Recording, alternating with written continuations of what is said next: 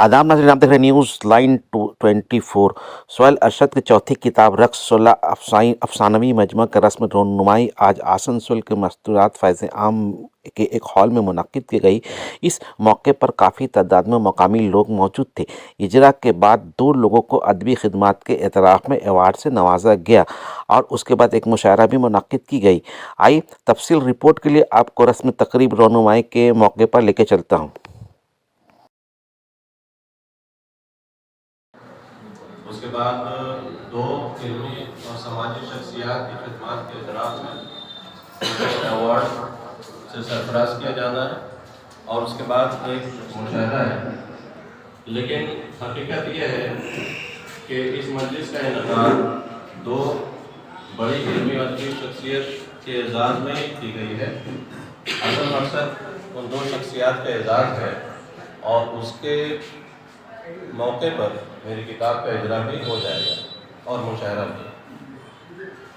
हमारे मज़हब में इल्म को बहुत ज़्यादा अहमियत दी गई है और हम सब जानते हैं कि सबसे पहले हमें जो पैगाम दिया गया वो इक़रा का है और समाज में सबसे अजीम और सबसे काबिल क़द्र शख्सियत वही होती है जो इल्म के फ़रोग़ में ज़रा सा भी योगदान दे, कोशिश करे, जद्दोजहद करे।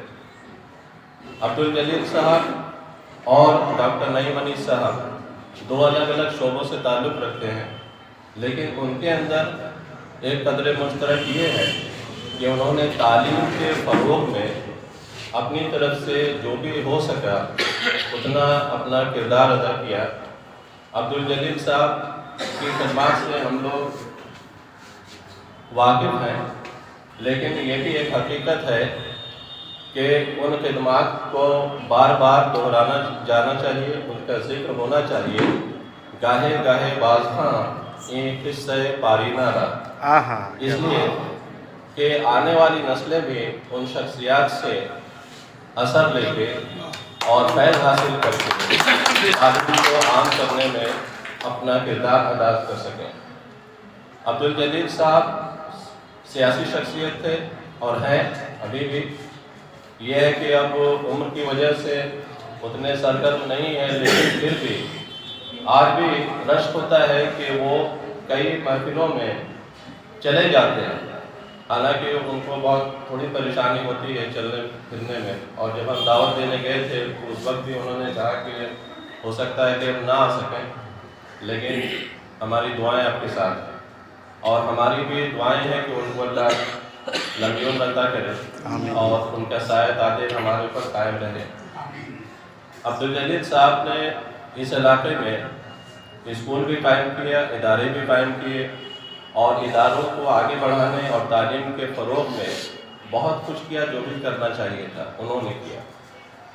दूसरी तरफ डॉक्टर नईम अनीस साहब हैं, जिनको मैं ज़ाती तौर पे 1990 के हवाले से जानता हूँ। 1990 का जो वो वक्त है वो बंगाल के उर्दू अदब की तारीख़ में बहुत ही अहम वक्त है कि उस वक्त उस ज़माने में शायरों और अदीबों की एक पूरी नस्ल होती है जो आज अपनी अपनी जगह पे मकाम बना चुके हैं, अदब में, शायरी में, तनक़ीद में।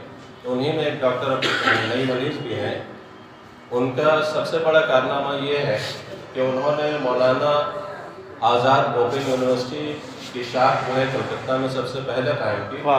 उसके बाद के आसनसोल में और दूसरी जगहों में, शहरों में उसकी शाखाएँ कायम हुई और जो आज बहुत ही कामयाबी से चल रही हैं और उर्दू के तलबा और तालिबात के लिए एक बहुत ही तालीम को आगे बढ़ाने का काम कर रही हैं।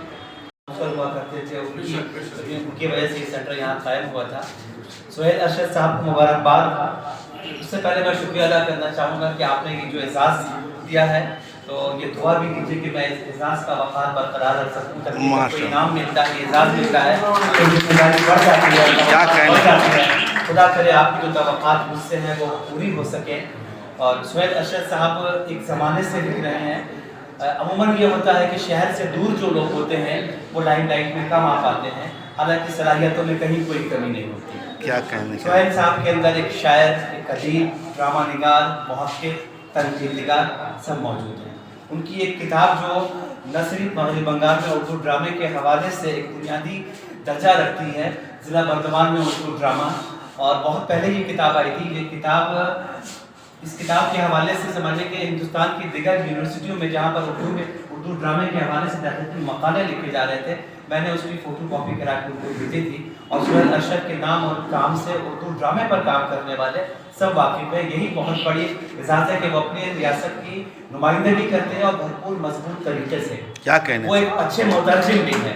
ان کی نثر میں بھی شاعری لکھی. مجھے ان سے شکایت صرف ایک ہے کہ کہیں افسانہ نگار کی شکل میں ہم ایک اچھے ڈرامہ نگار سے محروم نہ ہو جائیں. ان کے اندر ڈرامہ لکھنے کی جو صلاحیتیں ہیں، جو ان کے اندر خوبیاں موجود ہیں، ہمارے یہاں بنگال میں اردو ڈرامے لکھنے والے کم ہیں. ڈرامے اسٹیج تو بہت پابندی سے ہو رہے ہیں. جو لوگ یہ شکایت کرتے ہیں کہ بنگال میں اردو ڈرامہ نہیں ہو رہا ہے، وہ اپنی اہلیت بدل لیں تو بہتر ہوگا. کیا کہنے، واہ واہ واہ واہ، کیا کیا کیا صداقت. نہیں واہ واہ. کہ بنگال میں ہمیشہ آپ کو معلوم ہونا چاہیے کہ آزادی کے بعد مغربی بنگال میں اردو ڈرامے کو زندہ کیا پروفیسر نیاز احمد خان نے مولانا آزاد کالج کے اسٹیج سے، اور وہاں سے سلسلہ شروع ہوتا ہوا کلکتہ، آسنسول، رانی گنج، کلکی، براکر، ان سب علاقوں میں گیا. اس طرح تیلی پاڑا وغیرہ، شوکت عظیم، یہ سب ہے، صلاح الدین کاج وغیرہ ہیں، قمر جاوید ہے، بہت سارے لوگ ان کا نام لیا جائے. میں بہت پہلے ایک بار یہاں پر آل انڈیا ڈرامہ کمپٹیشن میں بھی آیا تھا، اور رانی گنج میں وہ پروگرام ہوا تھا. بہت رونق نعیم صاحب حیات سے تھے. سہیل ارشد کے جتنی صلاحیتیں ہیں، تو اگر وہ مرکز میں ہوتے تو شاید بہت بڑا نام ہوتا. اگر وہ دلی میں رہ رہے تھے تو بہت کہا جاتا ہے کہ تیرا مقام تیرے شہر میں نہ جانا، تو دلی میں ہوتا تو میر ہوتا. تو وہی بات ہے. لیکن آپ جناب جلیل صاحب کی ادبی یا سماجی خدمات کے حوالے سے جو الزام دیے گئے ہیں، ان پر ملاقات پیش کرتے ہیں. اس کے بعد میں جناب سہیل ارشد کی کتاب کا نظرہ اول میں آیا. اس کے لیے کہ وہ معلومات کے مستحق ہیں. مستحق نظام سوسائٹی دیکھتی ہے، لیکن جیسا کہ ہمارے نعیم صاحب نے کہا کہ وہ خود پردے میں رہنا پسند کرتے ہیں. پوری تاریخ اگر اجرا کی اگر آپ اٹھا کے دیکھیں تو آپ یہ دیکھیں گے کہ صاحب کتاب ہمیشہ